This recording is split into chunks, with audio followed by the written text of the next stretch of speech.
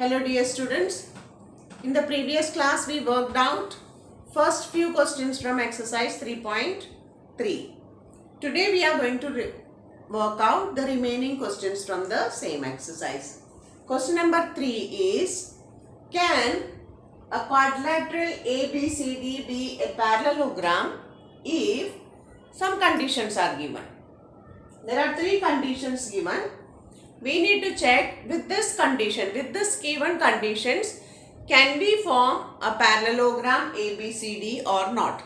So let us first draw a rough figure of parallelogram ABCD. I have drawn it. A parallelogram ABCD.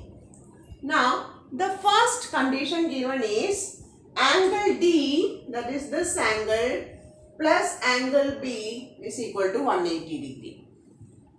Now, if this is the condition, can we draw a parallelogram with this condition? We can, but it is not compulsory that it should be always 180 degree. You can, or it may be 180 degree, but not compulsory that this should be 180. But what is compulsory for this? Angle D should be equal to angle B. Now, you think when it will be equal to 180 degree? When both of them are 90 degree. That means when it is a rectangle. So, here it may be possible. It may be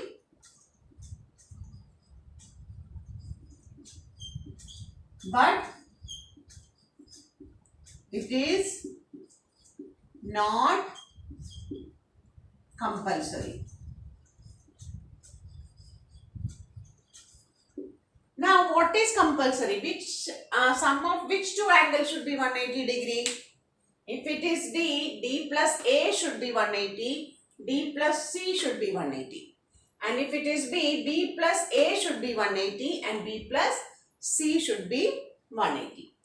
Now, the next condition given is AB is equal to DC is equal to 8 centimeter. That is, AB, this side, is equal to DC. Both are given 8 centimeter. It is a compulsory condition for parallelogram. That is, opposite sides must be equal. The next condition is AD is equal to 4 centimeter. That means this side is 4 centimeter. Here it was given 8 centimeter. Here also 8 centimeter.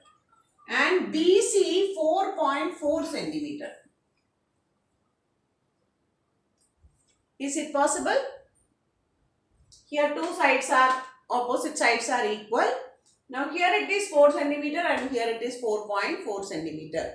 Is it possible to draw a parallelogram with two sides, opposite sides unequal? It is not possible. No,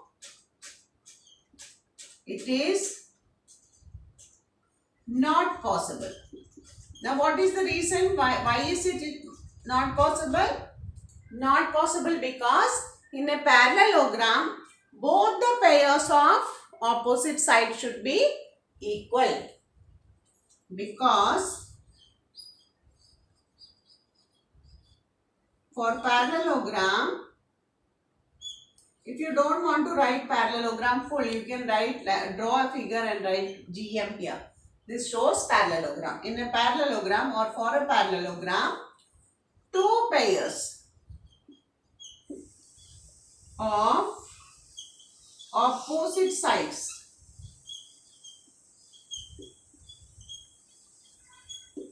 must be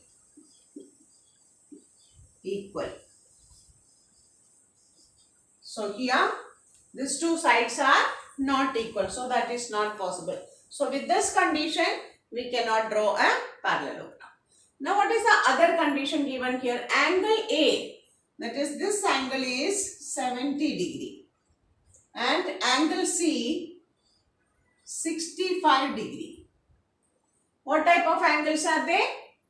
They are opposite angles. What is the relation between the opposite angles of a parallelogram? They must be equal. So is it possible? No. No, because in parallelogram ABCD. Measure angle A should be equal to measure angle C. It should be equal. But here measure angle A not equal to measure angle C. For a parallelogram, the opposite angles, the measure of opposite angles should be equal. But in the given condition, they both are not equal. So it will not be a parallelogram. Now next question is, draw a rough figure of a quadrilateral that is not a parallelogram. Which is not a parallelogram but has exactly two opposite sides equal. Now we learned so many quadrilaterals, right? We learned about starting from trapezium, kite, square, rectangle, parallelogram, rhombus. This many figures we learned. But if you check, except trapezium and kite, all others are parallelogram. And in trapezium, no sides are compulsorily be equal. So, no sides are equal, no angles are equal. But here, in kite, we know that two pairs of adjacent sides are equal. So, let us try whether it has got any equal angles. Now, you see, if you take these triangles, you have to recall the congruence condition which you have learned in 7th standard. If you take these two triangles, I am not naming them, I will just show you. If you take this triangle, triangle 1 and this as triangle 2. You see here the diagonals of the kite bisect each other, they intersect at 90 degree. So these two angles are 90 degree. Okay, this angle is 90 and this is also 90. Now this side is common for these two triangles. Okay, so if you take, if I name it A, B, C, D and E. You take triangle 1 and triangle 2. So triangle 1 is, what is triangle 1? AEB. And triangle 2 is CEB.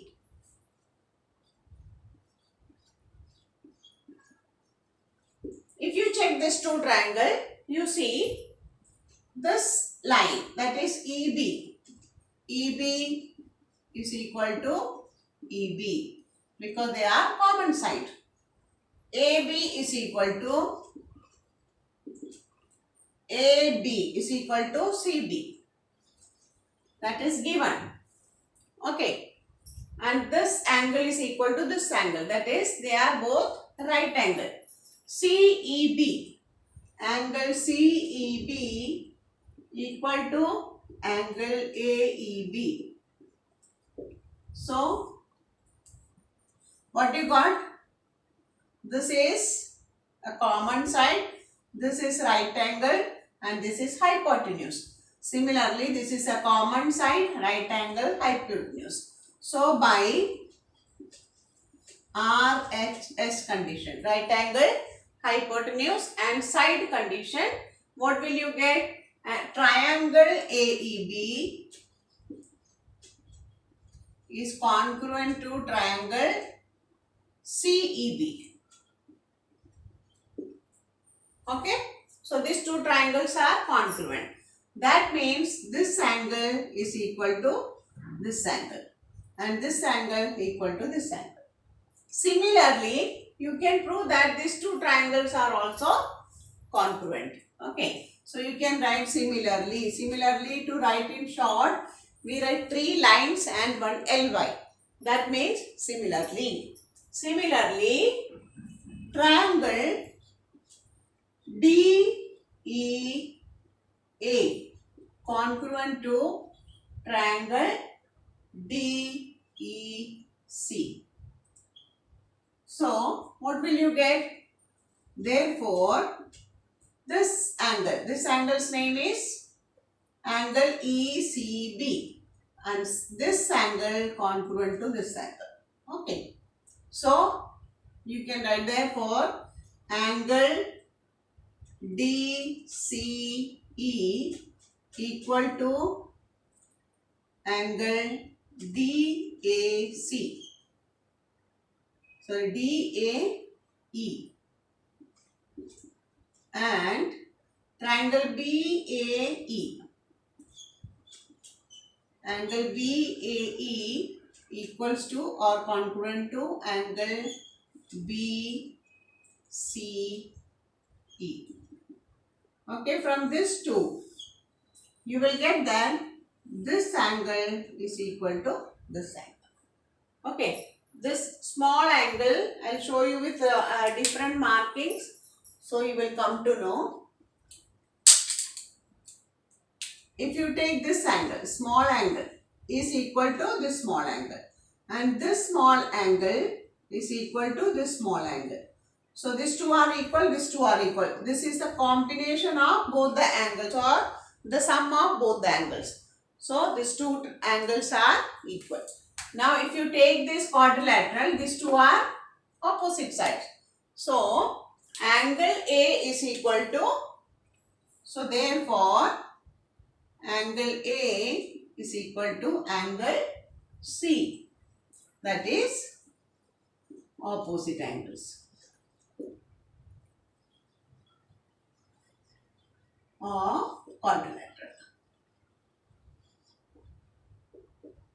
Okay, so you got a quadrilateral in which the opposite angles are equal, but the quadrilateral is not a parallelogram. So which is that quadrilateral? It is the kite. So in kite, the opposite angles. Which opposite angles? The longest diagonal is there, no? So opposite to that, these two angles will be always equal. The next question is, the measure of two adjacent angles of a parallelogram are in the ratio 3:2. Find the measure of each angle. They have not given you any angles measurement, but the ratio is given.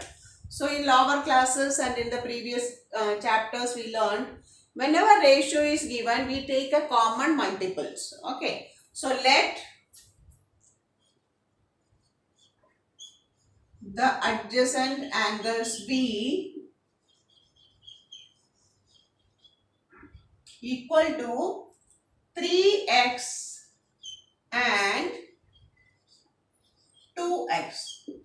So what is the common factor here? X is the common factor. So when you cancel x from both sides, you will get 3:2. So then let the angles be, you can mark any angle as 3x. Let this angle be 3x and this angle be 2x. So if this is 3x, this will be 3x and this will be 2x. So let the angles of the parallelogram be 3x and 2x. Now what is the relation between the adjacent angles? It is already given they are adjacent angle. What is the relation?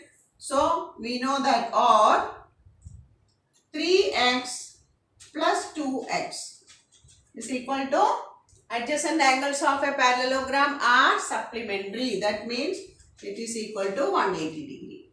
So what is the reason? You can write adjacent angles of parallelogram. Okay. Now 5x is equal to 180 degree. So x is equal to 180 upon 5, which is equal to 36 degree. So we got the value of only x. Now what are the angles of the parallelogram? 2x and 3x. So 2x is equal to 2 into 36, that is 72 degree, and 3x is equal to 3 into 36, that is 108 degree. Therefore, the angles are 72 degree and 108 degree. Okay, so what we have done, we first marked it as 2x and 3x, and then we used the property of parallelogram. Which property did we use? The sum of adjacent angles of a parallelogram is supplementary. That is, the sum is 180 degree. So first we added them. So we got 5x is equal to 180. Then we used solving equation here. Solving linear equation. We found out the value of the variable. And then we found the value of each angle by multiplying them with 2 and 3 respectively. That's all for today. In the next class, we will learn the remaining sums of this exercise. Thank you.